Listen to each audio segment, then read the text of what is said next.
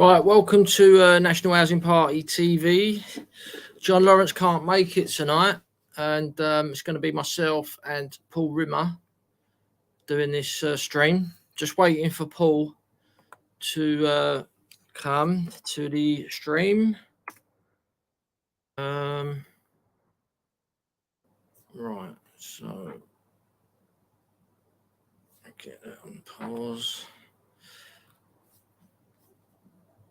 Right, so yes, we're live. Just waiting for Paul Rimmer to turn up, and we're going to be discussing some world politics, including Saudi Arabia, Israel, Russia, China, the developments in the oil industry. We are a nationalist party. Hello there, Mark Williams. Nice to see you there. We are a nationalist party, and the current system our country operates in is a globalist system. And hello, Betty Bennett. How are you? You know, we got the American empire basically, and they're tied up with. Well, they were tied up with the Saudi Arabians because the Saudi Arabians had all the oil. Hello, Lisa Leto. Nice to see you. So just waiting for Paul Rimmer to come along. And anyone who doesn't know, this is National Housing Party TV, John Lawrence's channel. And John can't make it tonight. And our party's doing really well. My name's Pat McGinnis. I'm the treasurer of the party. Myself and John Lawrence started the party together. And we've got a proper functioning party now. We've got regular officers' meetings. And hello there, John Lawrence in the chat. We have regular officers' meetings once a month, discussing everything about the party, new ideas, progress of the party. Hello there, Craig in the chat. And yeah, we're getting people join all the time. We've had 3 successful election campaigns in May last month, and we got a good result down in South Gloucestershire. John got a good result, 205 votes in Oldham, and Gary Bergin got double what he got before when he stood last time in Merseyside. And we're very grateful and thankful for everyone who's helped us. All the people have donated to those campaigns to get the leaflets, all the people who helped come out and leaflet, and all the people who helped online, sharing, retweeting stuff. And yeah, so the party's going really well, and just waiting for Paul Rimmer to come. It's usually John Lawrence, Paul Rimmer who do this stream once a week, every Tuesday, 7 p.m. Our party stream. Let me just give Paul a ring. See if he's see where he's at. Yeah, so we're going to be discussing the oil situation, because as we all know, the West, including the UK and America, they're trying to tell everyone they've got to get electric cars and stop using oil and petrol. And I mean, at the end of the day, are they thick, these people? Because they're complaining now that Saudi Arabia, which is an extreme Wahhabi dictatorship, I mean, you're not going to get anything more far right than the Saudi Arabian Wahhabi dictatorship. They've got all the oil, as everyone knows, and they want to sell their oil. So if our governments are all telling us to stop driving cars with petrol and oil, what do you think Saudi is going to do? You know, they've now gone to China and Russia, because China and Russia aren't telling their people to drive electric cars and stop using this oil and stuff. Saudi Arabia were allies with Israel against Iran, because Iran is a Shia Muslim state and Saudi Arabia is a Sunni Wahhabi Muslim state, and they don't like each other. So Israel basically got on the side of Saudi Arabia because Iran, they felt Iran was more hostile to Israel than Saudi. But at the end of the day, Israel is with America. Saudi want to sell their oil, and so Saudi Arabia was in bed with Israel and America to sell their oil. And now they're all saying, "Oh no, Saudi Arabia is going to join China and Russia and Iran." And at the end of the day, what else did they think they was going to do?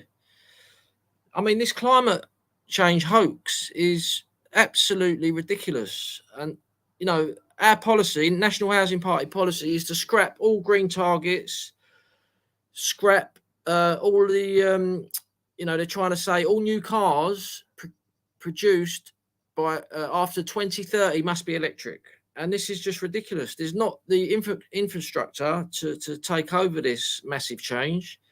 And also we want to cancel all LTNs. We're against 15-minute cities.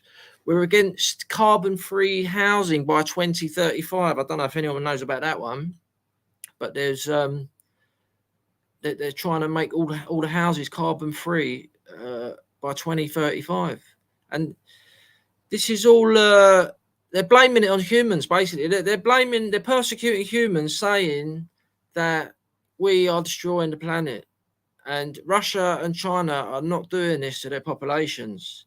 There's something sinister going on here, ladies and gentlemen, and we're not having it. You know, man cannot change the climate. You know, we had the ice age. You know, the climate is always changing, and they're trying to make out that humanity is destroying the planet, and they're successfully brainwashing enough. They're successfully brainwashing enough people to get them behind them. And to be honest, it's all the lefties. It is all the lefties who are being brainwashed, saying, "Oh God, we've got to save the planet," you know, and it's just incredible that people can be brainwashed so easily like that. I mean, I just don't know how they do it. I really don't. But it's interesting how all the patriotic nationalist people are not being fooled for it, because we know what the mainstream media is. What have they done in the last 50 years? You know, they lied about Brexit. They lied about Trump. They've lied consistently about immigration. They've called us all racists, like 24/7 without a break. And now they're doing this climate change thing. And you know, what do they think people like? What they think everyone's just going to go along with it? It's unbelievable. So Craig saying Toyota have looked into EV and EV and said they are no good, basically. So as I say, we're waiting for Paul Rimmer. Maybe he's having trouble getting the link. I don't know.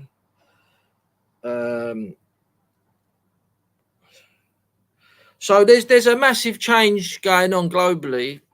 Like I said, all the Western countries, North America, Europe, Australia,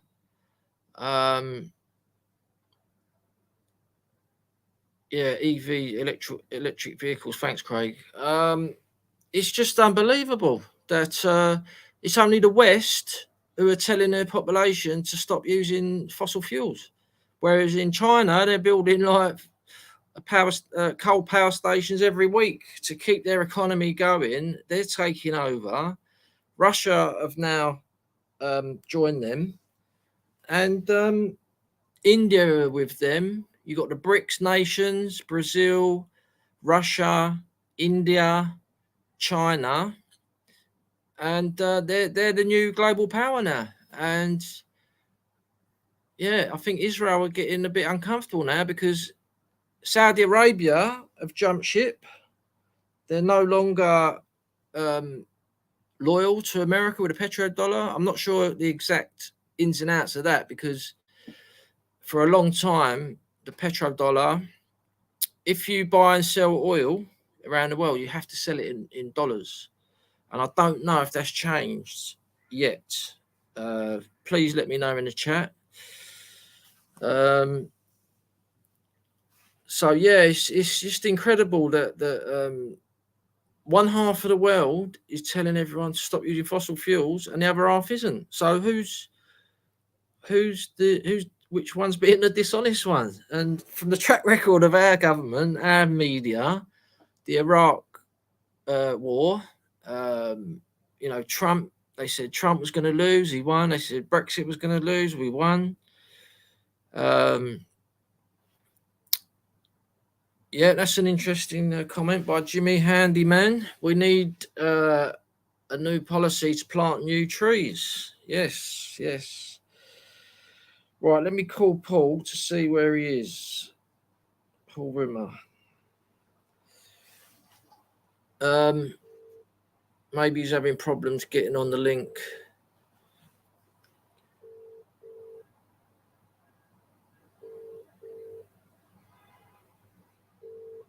So what is the future for Israel? That's the big question, because China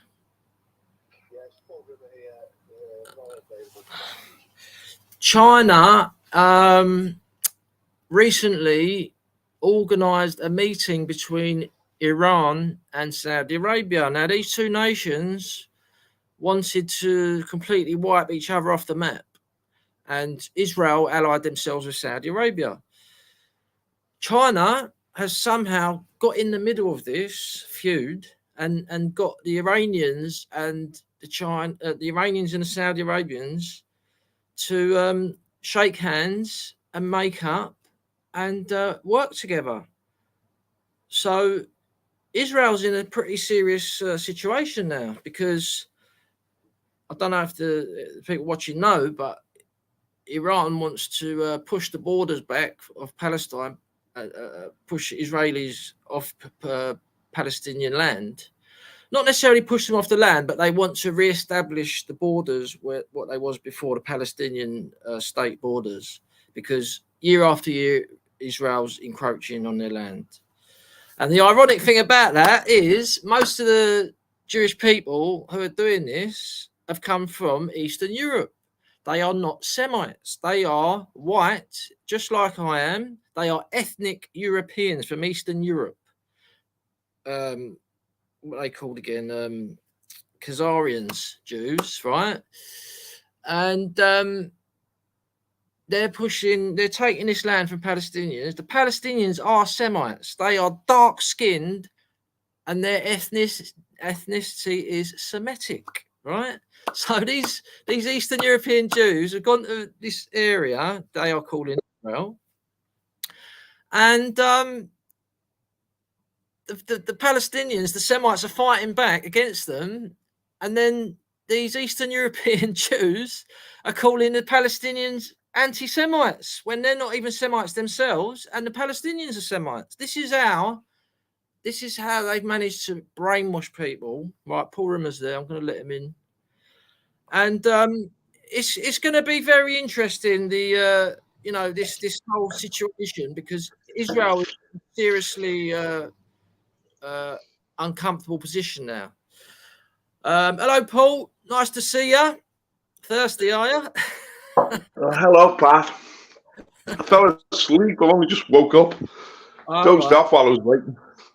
Sadly, it's been a hot day in the pool. Has it been a hot day? Has it? Right. Okay.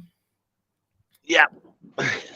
Yeah, I was just going through what's been going on with this development with Saudi Arabia now doing business with China and Russia instead of America, and I was explaining to the viewers that our government, the American government, Canadian, all the European countries, Australia, New Zealand, the West, are telling everyone to stop burning fossil fuels. Stop using those cars. You must buy electric cars. We must stop and now they're wondering why has Saudi Arabia turned their focus to the Russians and the Chinese because they want to sell their oil. Are these people thick? What is going on, Paul? Well, there's enormous developments in the geopolitical world, Pat. It's really the demise of America. It's much bigger than just their energy policy. They're losing their leadership of the world. And it's this is going to be the real inheritance from this Biden administration. It's going to restructure the whole world. After the end of the Cold War, when the Soviet Union collapsed, America reigned supreme. It was a unipolar world, they called it. America was untouchable. It was a hyperpower. It wasn't just a superpower. And militarily, financially, economically, politically, it was in a league all of its own after the collapse of the Soviet Union. So everybody had to bow the knee to America. And they shaped every conflict around the world, whether it was in Yugoslavia, the Middle East, Africa, according to their will. America became effectively the dictator of the world. Now, they've thrown away this advantage in a very short period of time. Don't forget, the Soviet Union collapsed in 1989, 1990. So we're looking at a period of 3 decades, really. America reigned supreme, but 2 forces have emerged to break this American monopoly of power in the world. The first one is China economically. I mean, China only entered the World Trade Organization in 2003. George Bush allowed them to enter it. This meant that China could trade with any country around the globe without tariffs.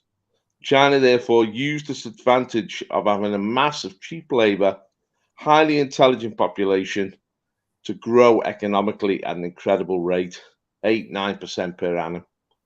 And they've now caught up with America economically. In just 20 years, China has gone from being a minor economic power to being an actual competitor with America. It's been stupendous growth. You know, their national product, their GNP, is now just below America. We're looking really, America is about $23 trillion per annum. China is pushing them now about $20 trillion per annum and growing.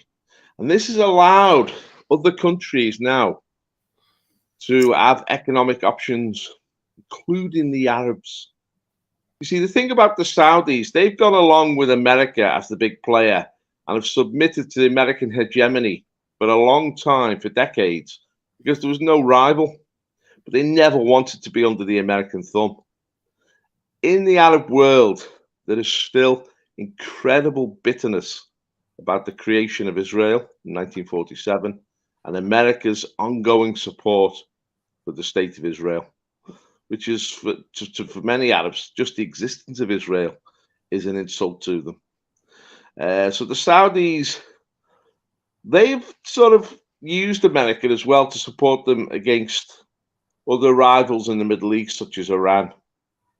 Iran is a Shia country, as you know, and it's always set itself up as an alternative to Saudi Arabia, as the head of the Islamic world. Of course, Mecca is in Saudi Arabia. Now, the Saudis, they've been reconciled with Iran. And this incredible development was not engineered by America, it was engineered by China. China is now becoming a diplomatic as well as an economic superpower. And all these countries which resent America and oppose America now have the option of turning away from America. And we're seeing with the Saudis now that they're looking for new markets and they're looking to move away from the dollar. You see, once the dollar ceases to be the world currency, most trade is done in dollars international trade. Most countries hold their reserves in dollars, the international currency. If the dollar ceases to be the international currency, American clout will collapse. And America will face itself with a real nightmare, because America's got huge debts now. America has got over $30 trillion of national debts. And the reason it can sustain this is because the world holds US dollars.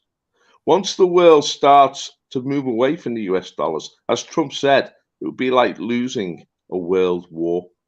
So all these developments are taking place. It's like what we've taken for granted after the Second World War, the world order, with America reigning supreme, is now coming to an end. Not only economically, not only militarily, but also morally. Because America created the culture of the world. America was the great Christian nation. And American ideas and values become the norm around the world. But American values, America's imploded. This Biden administration, with its immorality, its pushing of homosexuality, is an affront to Islamic sensitivities, African sensitivities, the Chinese and the Russians. I mean, Putin's using this very effectively now. America's immorality is meaning that its moral leadership is collapsing. So on many fronts now, not just on this whole sort of bogus climate agenda and this movement away from petroleum, on many fronts, America is very vulnerable and is weakening daily. And we're going to have to look at the Ukraine, because Russia might be responsible for the coup de grace, a knife in the gut which destroys America. What do you think of all these developments, Pat? Well, I was going to ask you a question, because it is obvious that the American empire is rescinding, and China and Russia are becoming more powerful. So why are they doing this persecution of their own people regarding fossil fuels in the West? Why would they do that? Because it is obviously going to, it's going to turn Saudi Arabia away from them. China are going to take over even more economically, because they're building power stations every single week to burn coal. They're not taking any notice whatsoever of all these crazy quotas, what the West are persecuting their populations with. Why are they doing it, Paul? What is the reason? Well, obviously, they bought into this notion of global warming, of climate change, and it's got an incredible momentum in American political and academic and media circles. They actually do believe, some of these people, that we do have a climate emergency. Now, I've studied meteorology. I've got a qualification in meteorology. And I just think this whole climate change agenda is total mumbo jumbo. Man can no more affect the world climate, the world temperature, than he can affect the direction of the wind. It's a bit like Canute sitting on the beach and stopping the waves rolling in. We can't control these forces. They're way beyond us. Right. This is a form of sorry? No, there must be an ulterior motive, yeah. And the only theory I can come up with is that the powers that be, the globalists, have realised there's only so much oil left in the ground, and they need to start rationing it, because eventually it will run out. Right? This is just a theory; it hasn't been proven. I don't know if it's true or not. So they're basically, they seem to think that they're always going to be like the West, the globalists. They seem to think that they're going to be always in control of this supply of oil, and they've discovered how much is left. So they're trying to tell their populations, you've got to stop using this oil, because it's going to destroy the planet. That's the guilt trip they're using to make people do that. I mean, like I said earlier, it's interesting that all the Patriots and Nationalists, we don't take any notice of this crap, because the media have lied to us on so many different things for the last 60 years. Iraq, immigration, Brexit, Trump, it's the non-stop lies. So we don't believe this crap, but the lefties seem to believe it. Now, obviously, China and Russia are just thinking, we don't care what you say. We're going to carry on doing what we want, and we're going to carry on burning this fossil oil. Not only that, they've now got Saudi Arabia on their side. The thing is with oil, right? In the 1970s, we heard there was an oil crisis then. And they were saying in the 1970s, within the next 10 to 20 years, there'll be no oil. We need alternatives. So they push nuclear power, they push wind power, solar power, all these alternative sources of energy. But of course, they found out that there's actually a lot more oil in the ground than we realized. And apparently in Russia, there is absolutely a sea of oil under the Ural Mountains in Siberia. And also, there's massive oil fields in Arctic Russia as well.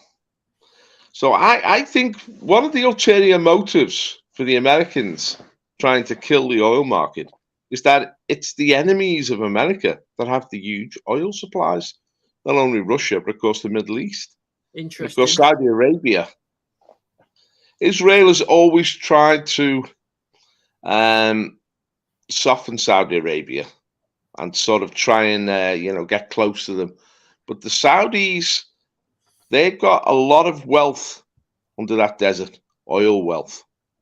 And I think the days of Israel in the Middle East being the sort of dominant power going to come to an end, because Iran, Saudi Arabia, the population not only exploding, but economically they're getting stronger and stronger, and technologically they're getting stronger and stronger.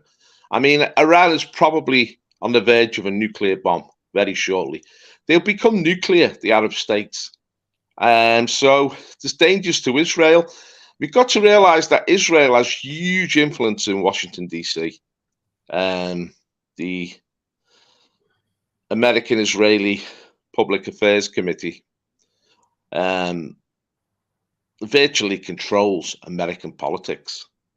Everyone who stands for the Senate or the House in America has to receive funding and a nod for the American-Israeli Public Action Committee, AIPAC.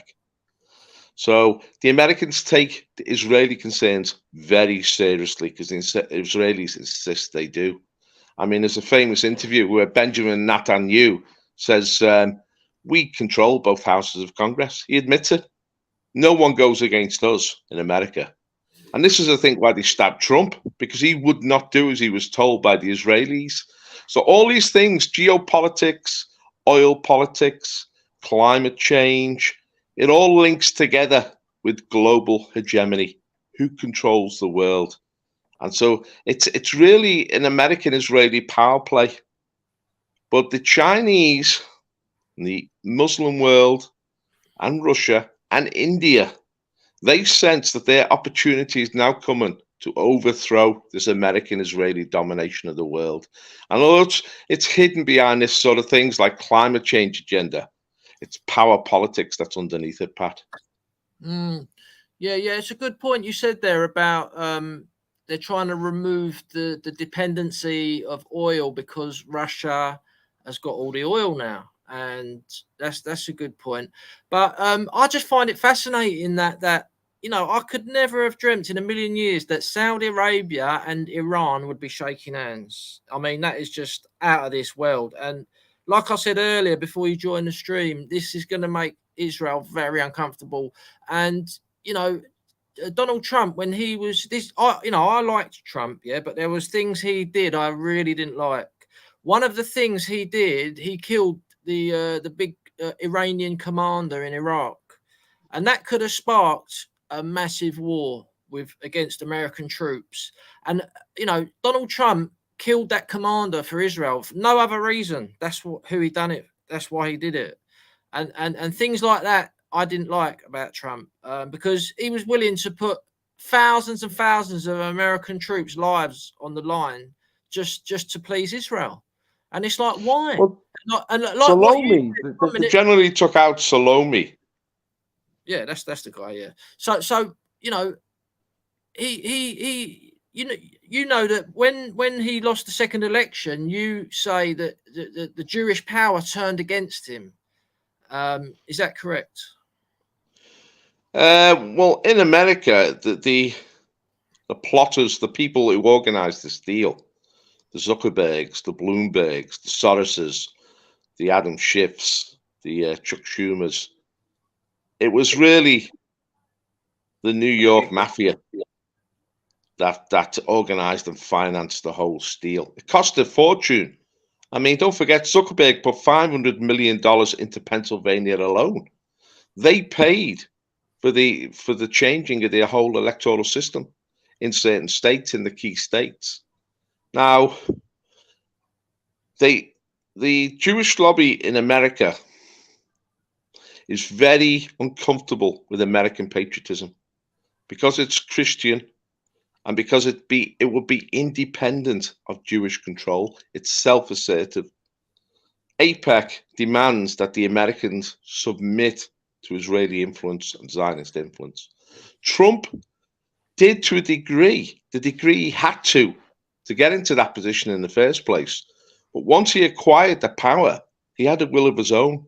He wasn't bowing down to them. I think they actually sort of dictate every move that Biden makes. I mean, his assassination of Salome, that was at many different levels, but one of the most important levels was Salome. It was the Iranian special forces which were responsible for all the IEDs in Afghanistan, which killed 4,000 or 5,000 American soldiers. So there's something about Trump that he wanted revenge for that. And Salome was still operating. When you go back, why was we in Afghanistan, which we shouldn't have been? Well, you get to 9/11. Now, 9/11 at the time, we all thought it was, obvious that this was an act of Arab radicalism, Islamic radicalism, hatred of Israel, hatred of America. But as it's begun to unwind the whole 9/11 event, we began to realize that if the CIA and FBI hadn't allowed this to happen, it wouldn't have taken place. They knew all about it. They knew the people who were involved in planning it. They knew the whole modus operandi, the way they operated. They could have stopped it at any point, but they allowed it to go ahead. And Benjamin Netanyahu, the present Israeli Prime Minister again, he said a year before 9/11, a major terrorist outrage in America would be to Israel's advantage. And then I saw 9/11 in a wholly different context. And the way Bush at the time used it to initiate a global war against the enemies of Israel, against the Iraqis and then the Arab Spring, and of course Afghanistan, Al-Qaeda. I began to think this was actually a desired event. It was a great excuse for America to wage this war on evil. The days have gone when we simply accept America's narrative about what's happening around the world. I mean, I was watching just before it came on air here, a really comic episode with George Bush, where he was supposedly criticizing the Russian actions in Ukraine, but said in a Freudian slip, the brutal and undeserved invasion of Iraq. Have you seen that video, Pat? No. Yeah, George Bush was supposedly talking about Ukraine being a brutal and unjustified invasion. Yeah. I have seen it. Yeah, and he literally said a Freudian slip, didn't he? Iraq, and then he went, "Oh, Freudian slip," because there was no need to invade Iraq, and there was no excuse to invade Iraq. It was a very brutal invasion, which overturned the order in the Middle East, and it's probably led to millions of deaths. Now, we all bought into the American narrative that somehow America had been the victim of Arab terrorism and that we had to go and get these Arab dictators and remove them. Of course, he took out Gaddafi. They tried to take out Assad. And that's when they should have learned their lesson when they tried to take out Assad, that Russia cannot be easily pushed around. Russia is a great civilization in its own right. It's got deep roots, deep pockets of resistance. It's not like any other nation America's going to come up against. It can't be brushed aside. And they're finding this out in the Ukraine now. Doesn't matter how much pressure. I mean, Biden thought sanctions would cripple the Russian economy. It's had the exact opposite. Russian economy has grown in strength and has linked up with China and India and the Islamic world to form a growing bloc against America. Now, we all sided with America instinctively because America was the champion of democracy and liberty. But even that has been lost now. We don't believe in America as a champion of democracy anymore, not since the steal in 2020. We know that Biden is a Manchian candidate. He is an imposed leader. He was not chosen by the American people. And he's not capable of leading the world. And behind Biden is a group of 14 or 15 Zionists who are trying to rule America in the interest of their people and their tribe. And they're not doing a good job because they don't have a heart for the American society and the American traditions, and they're riding roughshod over the whole history of America. And they're trying to destroy traditional America and bring about a multicultural America, which is non-Christian, non-white, non-European, but totally chaotic, corrupt, and failing. And this is an horrendous development because we are still an appendage of America. Britain acts like a sort of the puppet of America. We need to declare independence from this Biden administration. This is why we have so much confusion in Britain now, and we're in such a dilemma that our government doesn't seem to act in our national interest. It acts for the Zionists in America. And the whole stink, the whole stench is getting too strong now. The whole world can smell it. It's corruption.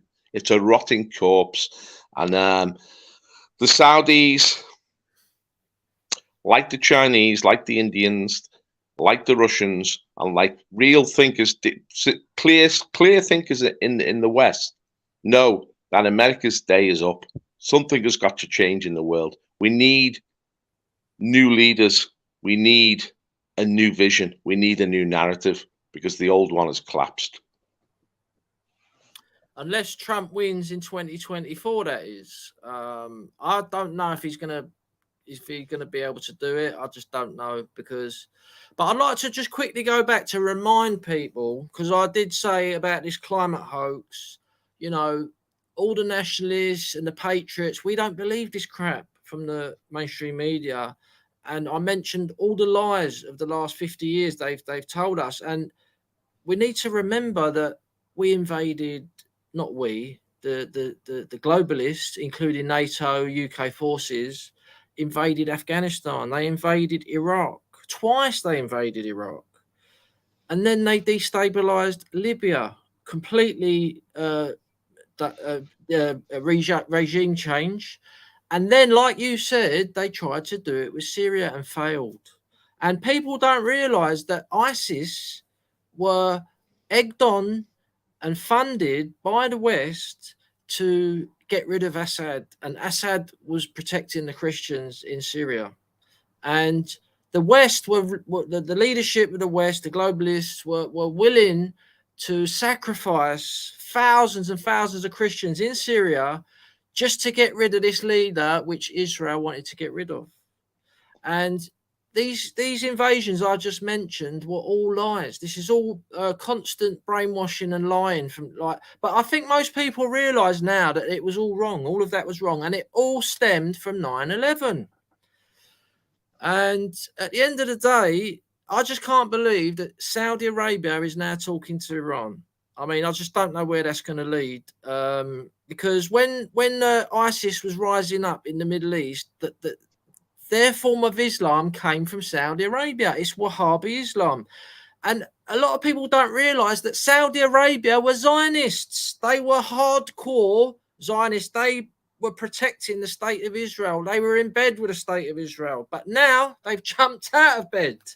So who knows what's going to happen? Like you said, we need to get independence from America and the globalists, because let's have it right. America are leading the globalism of the West, and it's the Zionists who are controlling it. As you said, all the cabinet of Joe Biden I saw a list of it. Every single one of them had dual nationality with Israel. And it's like they're a tiny minority, about 1% of the population of America. So things are changing. Things are rapidly changing. And I pray to God Trump wakes up and stops supporting Israel if he wins. Because they didn't want to help him. Netanyahu congratulated Joe Biden about 2 days after the vote the vote came in. Do you remember that? And Trump was furious about that. So he didn't even. They couldn't wait to get rid of him.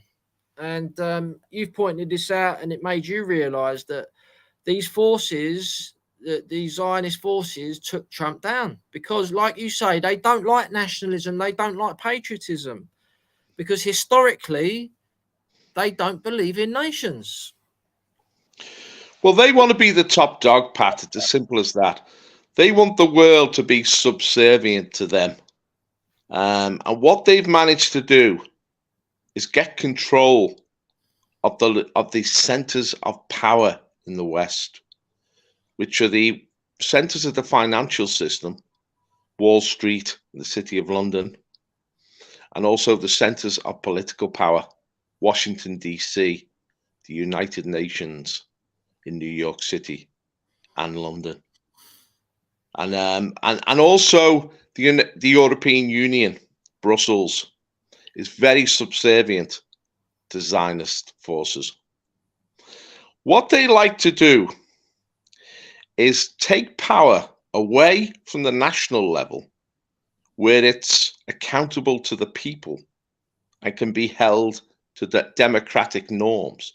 They take power away from the nation state and they move that power up the chain to globalist institutions like the United Nations, like the EU, like the World Bank, like the World Health Organization, like NATO.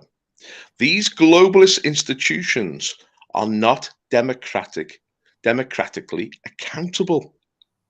Therefore, the bureaucrats who rule them and who run them can be bought. They can be paid off. They can become pawns of the globalists. And that's exactly what happens. Instead of listening to the people, they have a different agenda. It's a totally different agenda. And all the globalists do, and these globalist institutions, is craft a narrative to sell to the people. It's a bogus narrative, and it creates bogus enemies.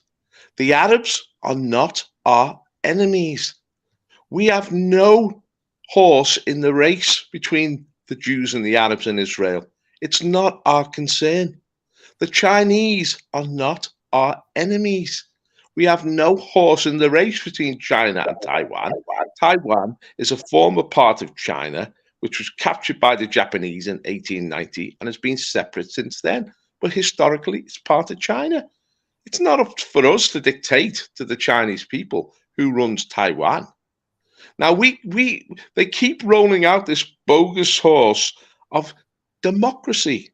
We're fighting these wars for democratic principles, to give the people freedom and the right to rule themselves. But there is no democracy. If there was any democracy, there would never have been ongoing mass immigration in Europe and America. Every single poll, every single vote has called for an end to mass immigration.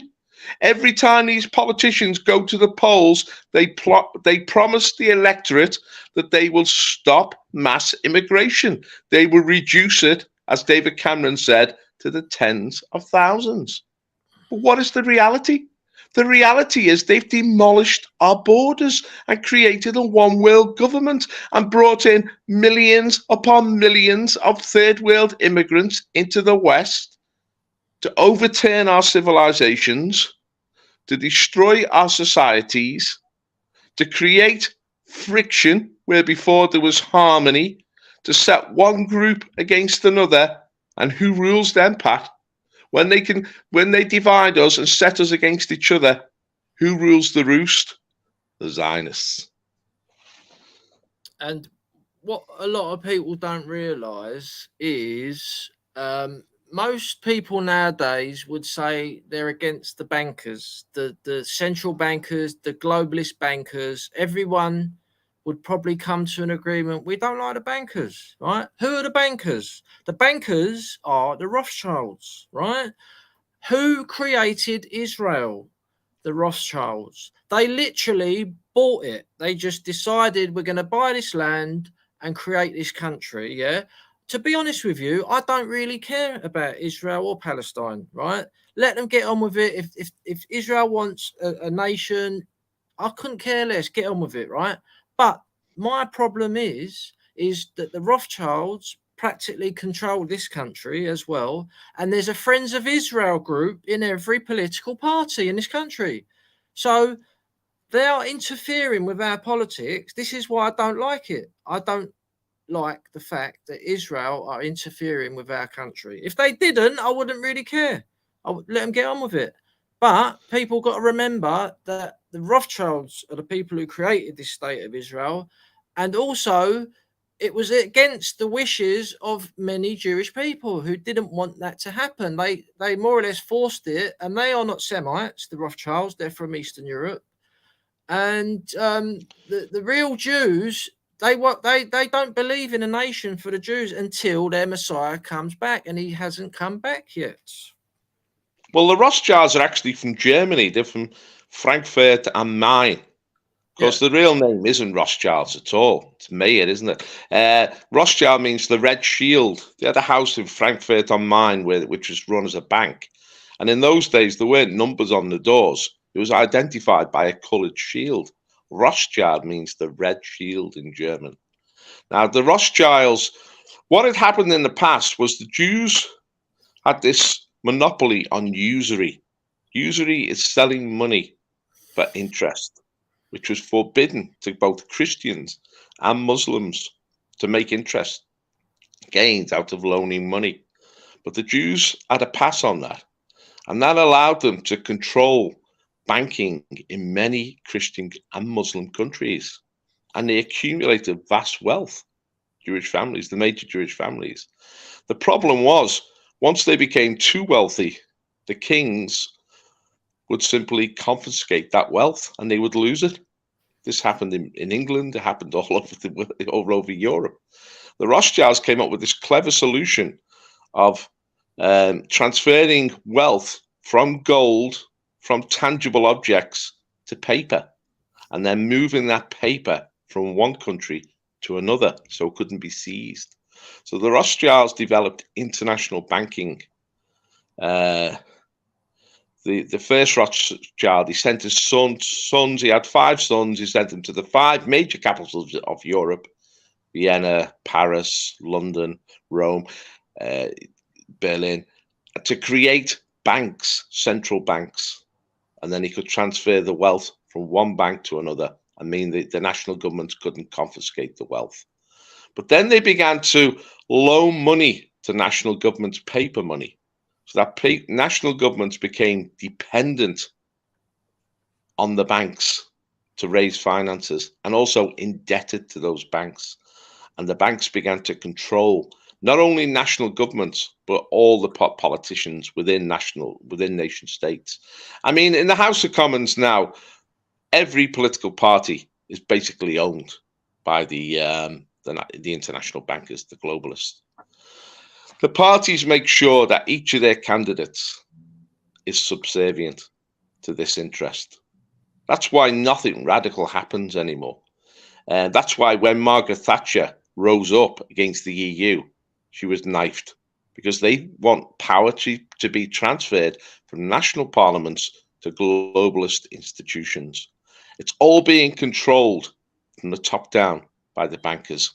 And the bankers are not acting in the interest of the nation, of the citizens of the nation.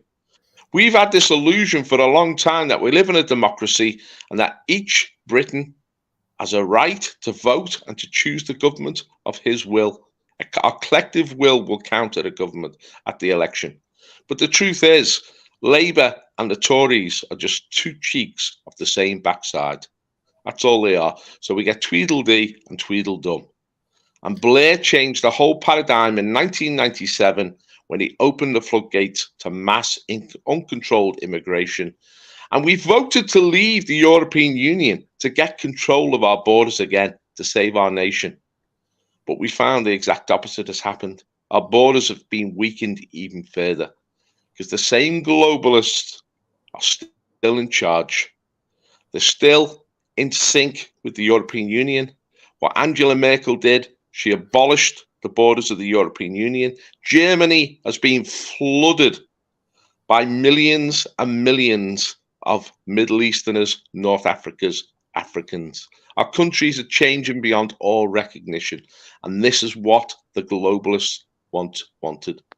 It's not that what we wanted or voted for, but this is what they've imposed upon us. But their grip on the world is falling away because China is too big for them. They can't handle China. Russia is too defiant for them. They can't overwhelm Russia. India is also emerging as a major opponent of these globalist banking elite. And of course, the Islamic world is still utterly resentful, not only about Israel, but the way they've humiliated them over the last 5 decades and sought to impose their own twisted agenda on the Islamic countries. And of course, in Africa, there is defiance now, increasing defiance of these globalists. So their control is being exposed. The thing what Trump did above all else was he exposed who's really controlling the world, that they have manipulated our national democracies in their interests, and we have to overthrow them. Right, I'm just going to go through the chat quickly. A few of our members in the chat, which is nice. Shout out to On the News, Craig, John Enoch Powell, MBE, Callum, Lisa, Ragnar Ironspear. Good to see you there. Our good friend in Northern Ireland. Mark Williams, hello there. Good lad there. Mark Williams, Callum Lee, one of our own. John McDermott, I haven't seen you for a long while. I thought you was going to come to our Bible study, John McDermott. Please email me if you want to come to that. It's every Wednesday, 7 p.m. UK time. And shout out to Paul Evangeli there. Good to see you there, Paul. And Space Hopper, Mark. So it's been a good stream so far. Got quite a few people watching. Hit the like button, people. We need that for the algorithms, etc. But I'd like to ask you a question, Paul. So the Bank of England, as we all know, it's not owned by the Queen. It's not owned by the government. It's not owned by the people. It's a separate entity, an international banking cartel. What is the solution?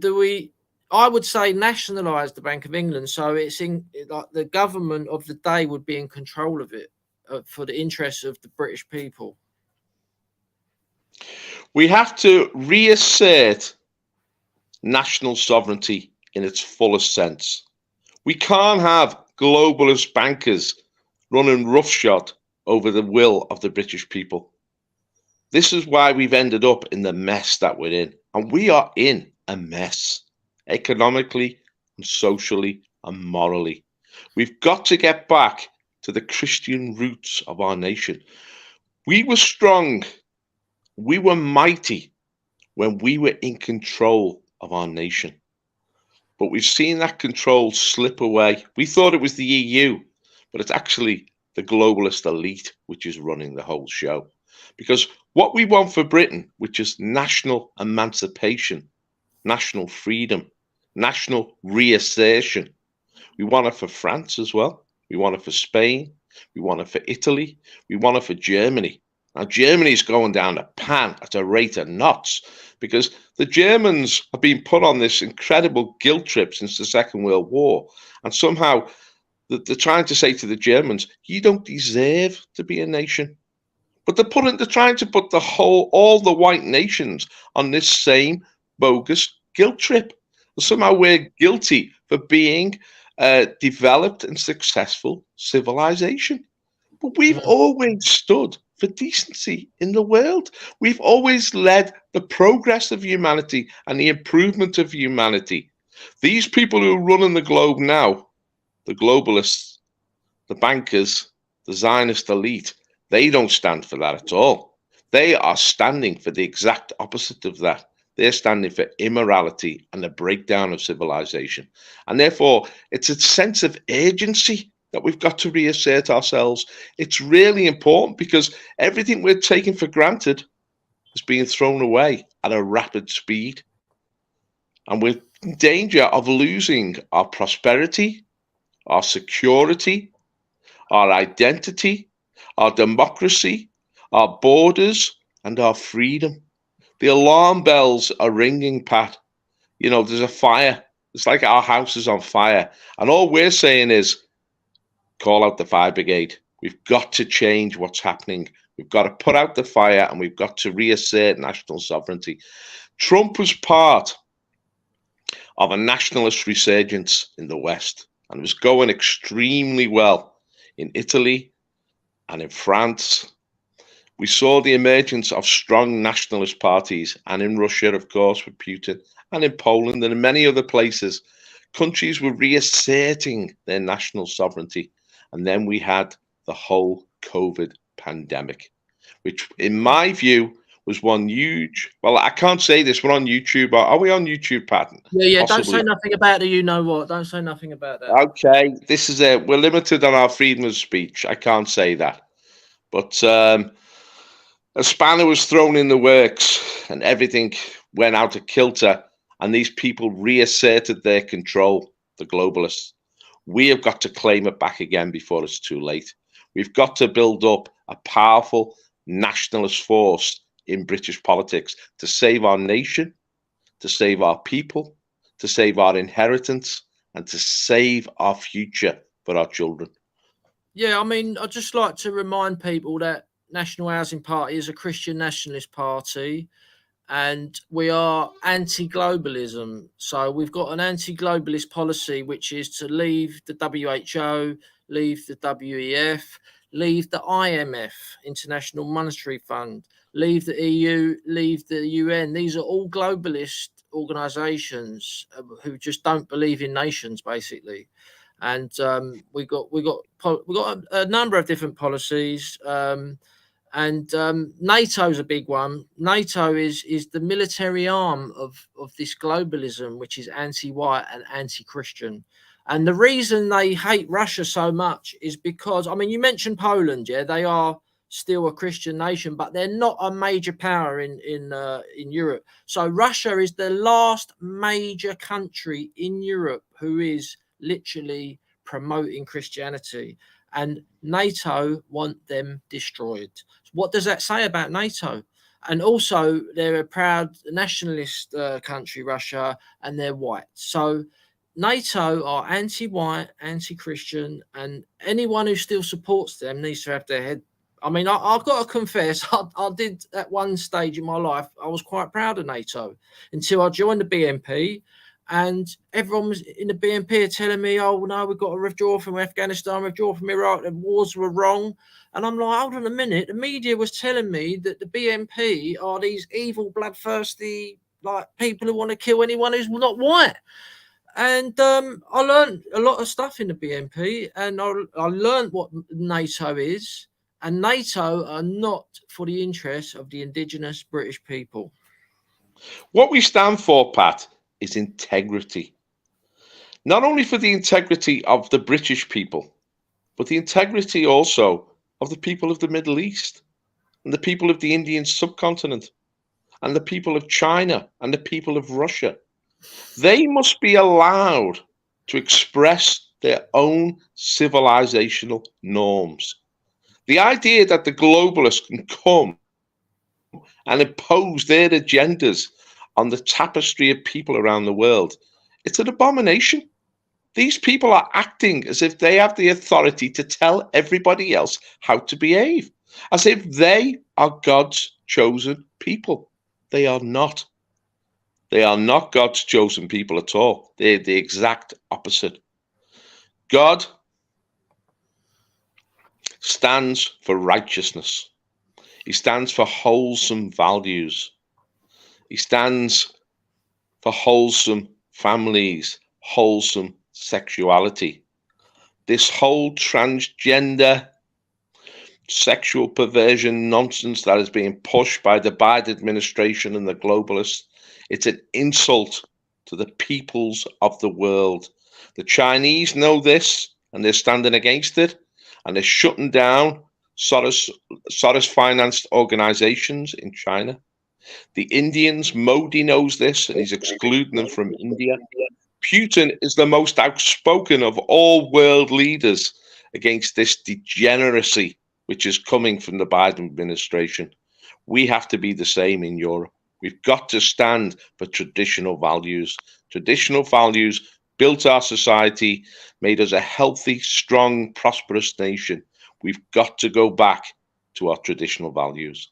Right, there's a question here, Paul. I just want to answer this question, this guy, Andrew. So a lot of people don't realise, Andrew, that UKIP, Reform UK, Heritage and Reclaim parties have banned around 100,000 Patriots from joining their parties. So the answer to your question is no, we wouldn't consider joining because we're not allowed to.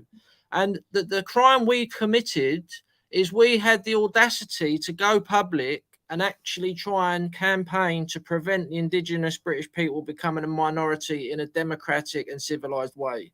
That was the crime we committed. So you could say that UKIP, Reform, Heritage, Reclaim have got anti-white policies because they're still pro-immigration. They still want more refugees to come into the country. You need to read these parties' manifestos. Of course, we want to join up with people, but they have divided the right. And respect to you for asking the question, but I'm getting quite sick of people asking me this because we are making a difference. People are looking at the National Housing Party and they can see that we've got a brilliant name to get behind. We've got an excellent campaign and we've got big people involved. And they're like, why don't you join up? We can't join up. They won't have nothing to do with us. So they're semi-establishment parties. And the quicker people join our party, the quicker we're going to save this country. There's two pillars on which the nationalist right is built. One is that we have to stop all permanent settlement immigration. It has to be stopped. Far too many immigrants have come into this country since Windrush. Far too many. And certainly since Tony Blair, 13 million to 15 million have come in since 1997. This is national suicide. We must stop all immigration. Of course, a lot of these diluted parties don't support that. The other pillar on which the nationalist right must stand is that we must end this refugee nonsense. No more refugees. Here. I don't believe they're genuine. I believe they're bogus. And I think we've taken, again, far too many of them. And well, even if they are genuine, we cannot take any more refugees in this country. We've got no housing. We're trillions in debt. There's no school places, and the game's over. We are finished. And the quicker we stop giving out these passports to these people, the quicker the boats will stop coming over the channel. People got to realise that the reason they're coming over is because we've got laws in place which is going to give them a UK passport and a council flat. And the quicker we stop that pull factor, educate the public, we cannot accept any more refugees for citizenship or housing, right? Doesn't mean to say they shouldn't be helped, but our country is not in a position to help anyone at the moment. We have to reassert ourselves. This is Britain. It belongs to the British. We want strong borders. We want a proper democracy in which the British voice is heard again. And the only way we're going to get that is if we mobilize as a people. The elite, the lib lab con, will not give us our democracy back. We, the people, have got to take it back. That's what the National Housing Party is all about. The nationalist right must rise up and rescue this country because it's 1 minute to midnight. It's urgent. And I really do believe we can salvage something of this nation. It's never too late, as a few people have said. You know, you can join us. It's £11 unwaged on the website. It's £22 for the year. Those prices are going to go up soon because, you know, we need money. We need money for leaflets. We need money for campaigns. Myself and John Lawrence are preparing our leaflets already. We need money for membership card machines. We've just applied to be registered in Northern Ireland. That's cost money to do that. And then once we're registered there, we need to get campaign material over to Northern Ireland. You know, there's other parties, like we spoke about those parties before. Reclaim, they had a £3 million donation, and you know what sort of conditions were put on that. You know, and like Paul said, these other parties, they will not say a complete halt to permanent settlement. Like they won't actually say we need to stop giving out UK passports. That's what's attracting the whole world to this small island, is because they know that they can get that passport. And we got to clearly say to the world, no, it's finished. We're not doing it anymore. We've given out enough. We've given out about 20 million UK passports to foreigners, which is wrong. We shouldn't have done it. But, you know, what's done is done. We need to stop any future permanent settlement. That's true, Pat. And I just want to say, arise, Britannia, wake up, and good night, folks. Good night, Pat. Thanks, Paul. Thank you very much. Right. So, yeah, I mean, as we all know, Keir Starmer is probably going to be the next Prime Minister. And he is actually my local MP. Can you believe that? But I got a good vote in my election. I stood in the local election. I got a very good vote. I was surprised. And what people got to understand is, in my ward, 6,000 people don't even bother voting because they are sick to death of the Lib Lab Con. So all we got to do is get out there and stand in local elections. Forget about general elections. You know, stand in local and talking to local elections. Freedom for Britain. Hello there. Good to see you there. Danny Simpson. And I hope you're preparing for your next election, Danny.